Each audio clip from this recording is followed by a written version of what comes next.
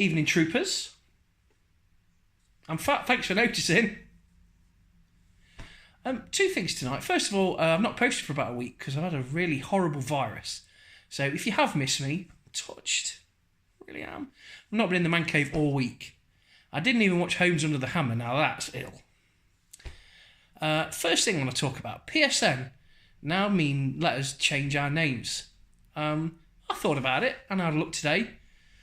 And I didn't really know what to change it to because I'm quite happy with my username. I got it quite early on. It's got numbers in it, but they're not obvious. It's a variation of Tubby, and the B's are sixes. So it's not like a really hideous fairy unicorn 93662.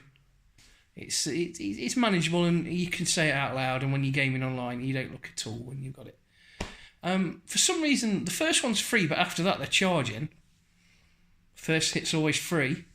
I imagine this is a really good thing for a lot of chavies who had PSN networks back on PS3 when they were young men who didn't really know how the world worked, and they had some quite provocative usernames. I've got a really itchy helmet.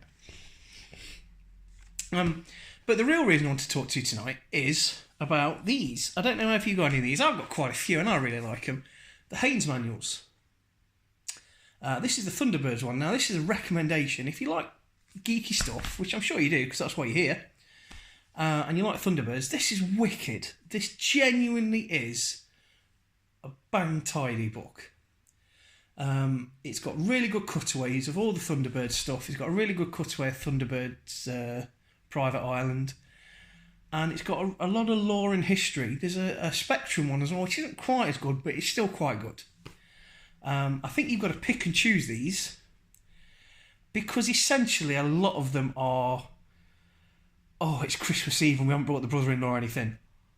Quick, let's go down to the supermarket and see what we've got.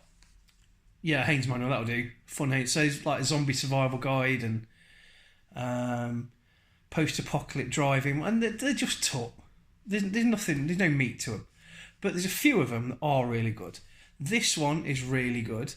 The Klingon Bird of Prey is magnificent. If you're a Trekkie fan and you haven't got it, get it. Deck by deck of a Klingon Bird of Prey.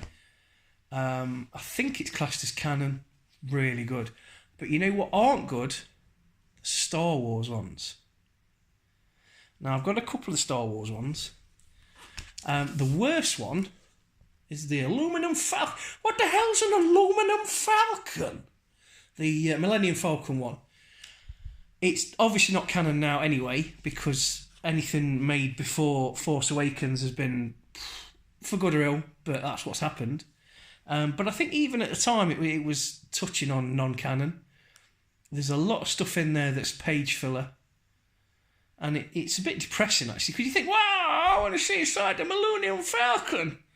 And you flick through and it's like, oh, that's interesting, and that's interesting, and oh, it's got flotation bags, and oh, there's a escape pod there that doesn't look like anything else that I've ever seen in Star Wars.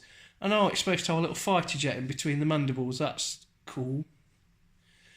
It doesn't mention any of the stuff that Lando had on it in Solo for various reasons. Probably because it's not very good. I would not get that unless you are enough diehard Star Wars fan. Likewise, the DS1 is not very good either. DS1. That's not a Citroen. It's the Death Star. Catch up. It's not a car. It's not a Doug DeMuro, mate. This is for geeky stuff inside the man cave. So that's a recommendation and a warning. So Thunderbirds is really good.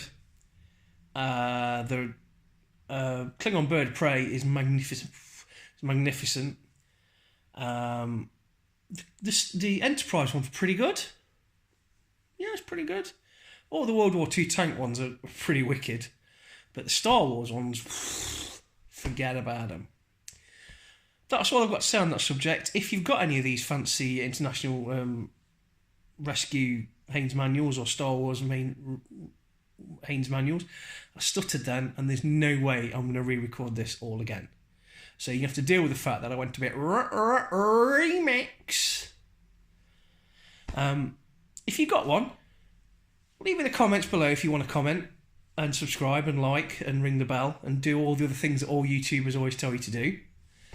And let us know what your favourite one is. Mine, I think, honestly, the favourite is the Klingon Bird of Prey, but the Thunderbirds one, when I'm in the mood for that, for really geeky, detailed, floor-by-floor deck plans, which we all love a deck plan, and a cutaway. The Star Wars cut... See, the Star Wars Haynes manuals are terrible. The Star Wars cutaways, of which I've got several but not within reach, are amazing. I do love a Star Wars cutaway. Inside the AT-AT, who knew there was speeder bikes on little racks inside the AT-AT? I didn't.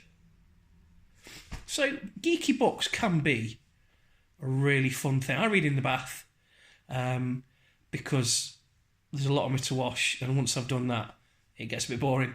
So I like to read in the bath, and normally I take some geeky books up there, which means there's several geeky books in the bathroom that my wife has to pick up. That's what she's there for.